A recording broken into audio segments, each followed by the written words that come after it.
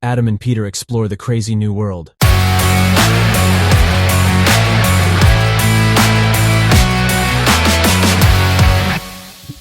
And now we live.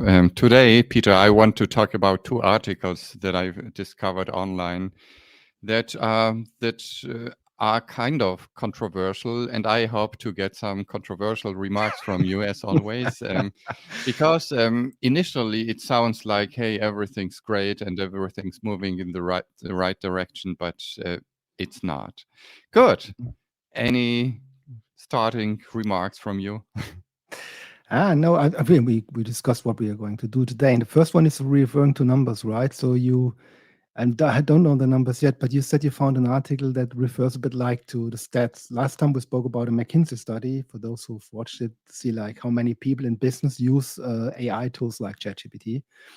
And they were in great numbers, like 80% have fooled around with this and blah, blah, blah. And you said, no, it looks different, isn't it? Doesn't it? But I don't know really what the numbers are. So yeah, well, there was a study they researched in the US, and they asked people who have heard about ChatGPT, how many of them have already used it.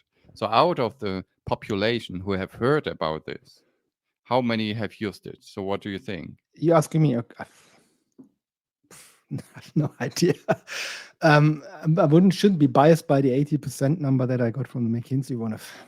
If you have no idea, you start with 50%. The average, I don't know, 50%. I have no idea. To be honest, if you ask me, Peter, imagine you tell me there is an AI tool. Yeah.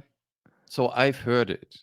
So I would immediately assume that everyone who has heard about this will immediately be a user, but it's not the case. They figured out that it's just 18% of Americans who have heard of ChatGPT who have also used it. What? So 18% 18%. only? Out of those who have heard about it. This means there are people who have not heard about it. So the number of people that use it is even less than 18%, right? Yeah. Yeah. Wow. And in the end, there are differences, as you can see here. So this is like the total number of 24%, whatever it is. But the men are like 30% of men have already used it, and 19% of women aged 18 to 29, 40%. 30 to 50, 30%, 50 to 65, 20%, and over 65, 5%. So there is barely anyone who's using it, Peter. That's really shocking. Of course, we shouldn't be biased by our own experience. We're in the IT business. We are open to these things and prone maybe to being attached by that stuff. But it's always in the press and people talk so much about it. So it's on the headlines of the newspapers, and that's only then 18% out of those. That's really not much. And I would be interested to see how this is in traditional old Germany and Europe. Maybe the numbers are not. You would expect we are kind of the risk-averse people and the kind of technology haters, so we would not use it. My guess is maybe a different one. But really, I'm shocked by the numbers anyway. What do they use it for? Do they tell about the use cases or not? So what would you guess? What is the biggest use case? In this case, I would only say like try it out for not even knowing what it should be there. So they don't have a use case, I would guess, right? Yeah. So here is the biggest use case is for entertainment. It's 20% of people who use it for entertainment. The second use case is using ChatGPT or chatbots to learn something new. And 60% use it for work-related tasks. This is crazy. You can save hours of your work time and no one's using it. This makes me like completely it's crazy. There's a lot to do, a lot to teach. And anyway. Which is great. So we are in a very early business. So it's basically not existing yet. And I'm surprised by kind of this efficiency thing. That was it 60% or 16? The numbers in the business case that use it really for optimization. 16. One. Okay. Not even 80-20. It's okay. Come on. Okay, cool. Look, McKinsey folks, listen to this one. What the numbers that you have are biased by just the users. That's the reality. That's the outside world view. Okay, come on. You have a second study or something else you found? Yeah, there is a new tool created by Google, Google Duet. I hope this is the right pronunciation. I have a Polish and German background, so I absolutely don't know how to Duet, pronounce. like two singers in a duet, like, or do it. Yes, Or yeah. okay. So it's a tool they created to improve the meeting experience. And it sounds, on paper, it's a Heiser article. It's the big computer IT like magazine that Germany. is like in Germany. And they write about this Duet tool as something super exciting.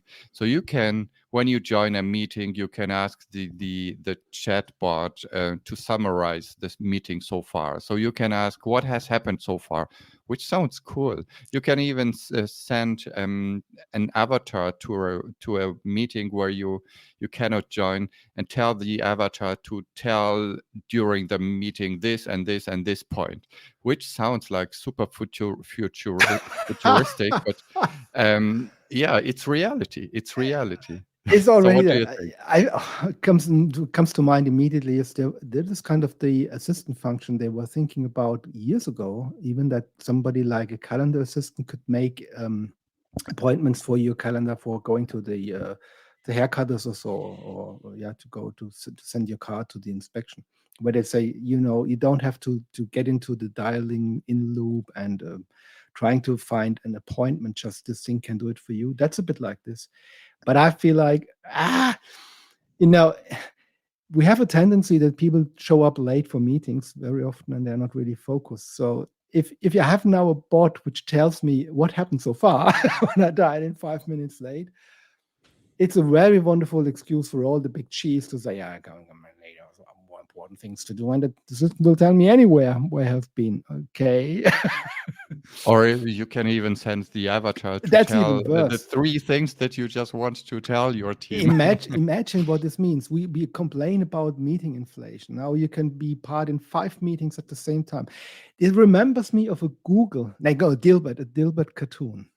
This Dilbert cartoon visualized like this. There is, I think it's this little doggy figure in front of Dilbert, and this, I don't know what it's called, tells Dilbert, you should have been to one of your training appointments for your personal development. And I freed up some time for doing this, and Dilbert was like, okay. And it said, okay, I have attended the courses for you. Because like, wonderful.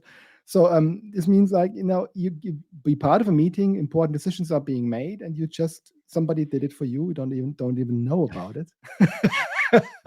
And you are 10 times the number of meetings because we have 10 times the number of avatars that are in the meetings. In this meeting, I want to tell this and this and this message. And in this meeting, I want to just say this one sentence. Why should I even join? What happens if everyone sends avatars to Yeah, these absolutely. meetings? Crazy. Then they do the thing for you and they make decisions, and you have to review and spend a lot of time reviewing what others have done. It's what I also found interesting about the avatar approach is this. We get into a world of virtuality in every dimension. There is food like virtual meat. It looks like real raw meat being by a slaughtered cow, and it's something artificial coming out of a lab or so. That's where we go to. And there will be people that say, no, we need the real thing, not the virtual thing. You could then hire perhaps a virtual Elon Musk for your meeting. And depending on the quality of the virtual avatar, you have to pay more or less for the guy. And the real big price is if you get the person real. So this is a whole new business life that comes up with avatars that spend different things or do different things for you, depending on how much money you put into the pocket. It's a mind-blowing world, isn't it? Wow. It is. And we're reaching the 10-minute mark, but today we have released a real material, tangible book, Peter, about running better virtual meetings. So we teach people also how to move in this direction. Yeah, but it's a German one. So we have the 101 virtual blah blah collaboration apps in English, but this is a German one. For those who speak German, there is a book on how you make the meetings better. But it shouldn't be a sales thing. No, really crazy new world. This Heise article is, I think, if you really think it through till the end, and we do it like they describe it, the business world will not only be different, it will be very different. Yeah. Even if you think a step farther, it will be crazy. Yeah. Crazy. So thank you, Adam, for sending me this avatar of you for doing it. So you don't even know if I'm don't real even or know. not. Okay, so let's talk next week about some other craziness going on in the AI world. It's always fun. It's amazing fun. Adam, or whoever you are. See you by then.